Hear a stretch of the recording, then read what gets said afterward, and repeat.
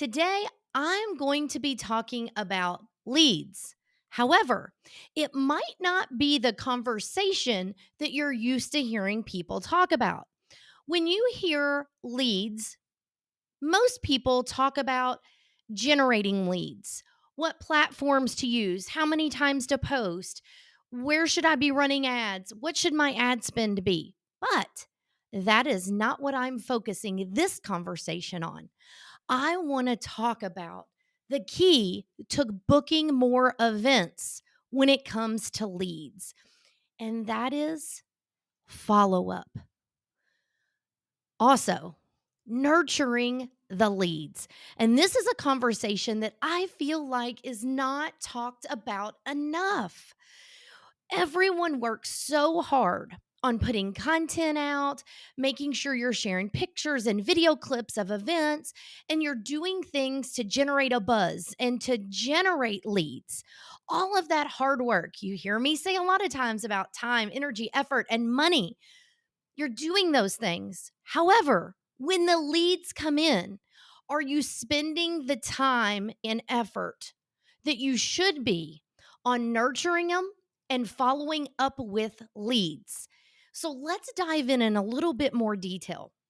First of all, I will ask you, how easy is it for a potential client to connect with you? And what I mean by that, if they're interested in booking your services or inquiring about your services, how easy is it to do that? For example, on your website, is there an inquire button or schedule a tour button if you're in a venue? Depending on what products and services you offer, how easy is it for someone to connect, to get more information, to get your pricing, to schedule a meeting with you? And you might think to yourself, well, that's a pretty simple question. But a lot of times it's overlooked, and we have to start with the basics. A lot of times in marketing, I talk about stripping things down. We really need to strip it down where it is easy for anyone to navigate or to utilize. So, how easy is it? Have you taken off your business owner hat and thought about it from a potential client going to your website or visiting one of your social media channels? Do you have links there for people to get to the step you want them to? After all, it is your business. How do you want that to flow? So, after you answer that question, how does that work for someone that's interested in knowing more or moving forward in the process? Then you move to the next step. And that one is, how do you communicate with them? And this is what I mean by that. How long does it take you to reply to an email, to message back from a social channel? And sometimes people say to me, now, wait. I mean, I'm busy, I'm doing events, I understand. But to that person that's inquiring, it's their special day or it's their event. Do we really think that they are worried about or even considering the fact that you're dealing with multiple other events? And I say this because I care. I get it. You're running in multiple places. But to that person, their event is the most important.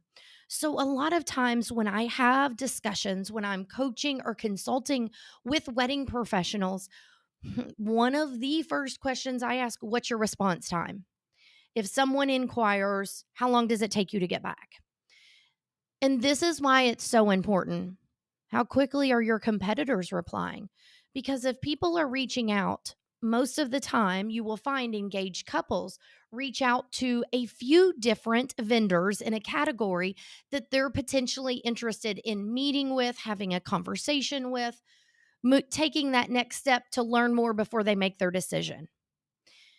If your competitor replies in 2 hours and it takes you 2 days, your potential client is also taking into account how you communicate, how long it takes you, what's in your messaging, etc. And I really want to stay honed in on the topic at hand because I feel like follow up and nurturing leads is so important. It can really help you get the best return on the money or time you do spend marketing or advertising your business. So, this is just food for thought. Think about how long it takes you to reply. Now, while I'm talking about this, I'm going to share something else with you and prepare yourself. You may not like this information I share. If an engaged couple or potential client DMs you on Instagram, messages you on TikTok, sends you a Facebook message, whichever channel they message you on, here's a piece of advice. Take the time to not only message them back, but to nurture that potential lead in the platform that they chose to contact you on. And I know I'm sounding very stern about this, but really take in consideration this. Your preferred form of communication might not be your clients. And here we go, throw it right back at me. But Kristina, you said it's my business. I get to decide. Yes, I did.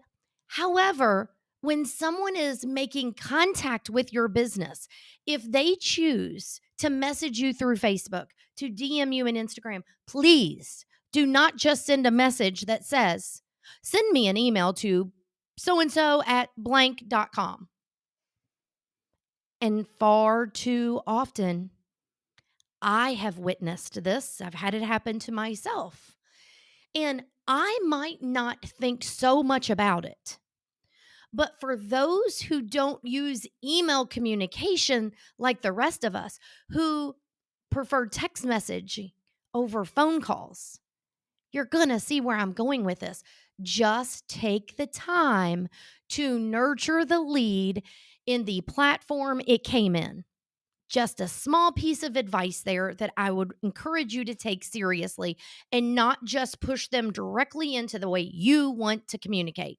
And I have done this before and I try to be better about it because in the beginning, it's not all about me. And they've taken time to reach out. So take time to communicate on that platform. So now back to the topic at hand. And it really does play into what I'm talking about with nurturing and follow up. What is your process when a lead comes in past the point of the initial return email, return message, return phone call, or text message, however that lead comes in? What's your process? And it's okay if you don't have one. That's the thing that I share with people. I'm not here to place judgment. I'm not here to say, oh my goodness, you've been doing this wrong for so long. That's not what this is about. It's about providing solutions to help you move the needle in your business. Be more efficient, be more effective, grow your business, whatever you're wanting to do. That's what I'm all about. So, anytime I share with you these tips, it is not to say you've been doing it wrong and this is exactly how you should do it, because it's not a magic wand to wave and you just change completely how you've been doing things for X number of years. So, what's your process? If you don't have one, I encourage you to think about it. What do you want that to look like? What would your potential client, maybe what that audience, what would they want it to look like? Or how would they like it to transpire? So maybe someone doesn't make a decision right when you email them back. Hey, let's schedule a time to get together. Here's my online booking link to schedule a meeting or schedule a tour. Maybe they don't take action right away. How many of you don't follow back up with that lead? Well, I didn't hear anything back from them, so they must not be interested. Raise your hand. I know I can't see you right now, but I'm raising my hand because I too have been guilty of that. Here's the truth, though. Life happens. We get busy. You hear marketers talk all the time about staying top of mind. What about with your leads? What about with those leads? If they reach out to multiple different vendors, They get sidetracked. As I mentioned, things happen. Follow up. Follow up. This is one thing that can separate you from your competitors because I hear all the time from I don't have time to follow up. I don't have time to send multiple emails. If they're interested in my services, they'll get back to me. And if you're that busy and you're not worried about converting leads or your conversion rate, okay. But whether you have a small audience, a large audience, whether you've been in business a couple years or 20 years, it doesn't matter. The key is in the follow up. This will separate you from your competitors because so many people are not doing this. Now, you can say, well, that's just something else to add to the mix of everything I need to do. You know, I'm already wearing these multiple hats. Well, I'm here to tell you number one, technology again can be your friend. There is software you can utilize to help automate these processes that you can put in place. I help people with that all the time. But if you're not to that point with utilizing a software, there's other things you can do. I'm going to give you a couple of suggestions. Number one, when a lead comes in and you reply to them, put a note in your calendar for however many days or a week out about following up. Okay, you could say to me, but I use a paper calendar. Then write it in your paper calendar. Put a note somewhere, however your system is set up to follow up. Another thing, you can block time. Let's just say on a Monday or a Tuesday, you could block time to actually follow up on the previous week or two, the leads that came in that you have not heard anything back. You could have dedicated time in your schedule where you actually follow up. That is one way to make sure you have allotted time to actually do the follow ups. Now, I'm giving you some suggestions because those that are listening to this, you may already use software, you may use Google Calendar, you may use an actual paper planner. However, your method of doing things, just incorporate a step in there to do so. Or if you're interested in learning more about software or how you can automate and use systems and things, you can always reach out to me. That is something I work with people all the time with. You can also do your own research out there, but technology is there to help you save time and money. And I know some will say, but yes, that software costs money. Well, heck yes, it does. But the amount of time that it will save you and some of the steps that you can do to automate it.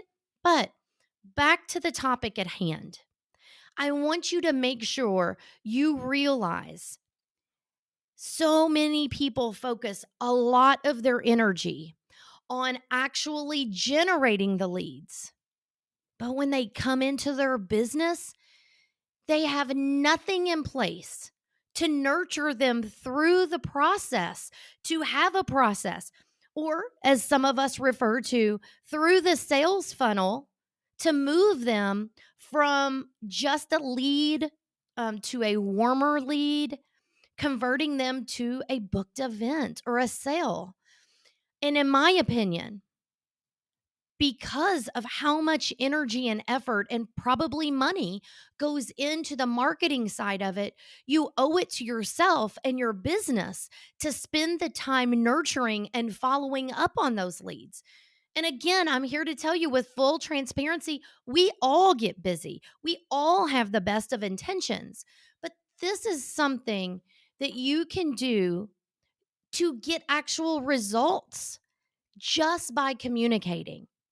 Maybe they're not interested in making a decision right now. Maybe you're a service or a product that they book closer to their wedding date. Well, do you put them on your email list? Do you ask them, hey, can I add you to my email list? Or would you like to subscribe to my email list? And do you send out monthly or weekly email blasts that have tips and information that aren't just sales emails, where you are working on nurturing that relationship? And here we come back to relationships.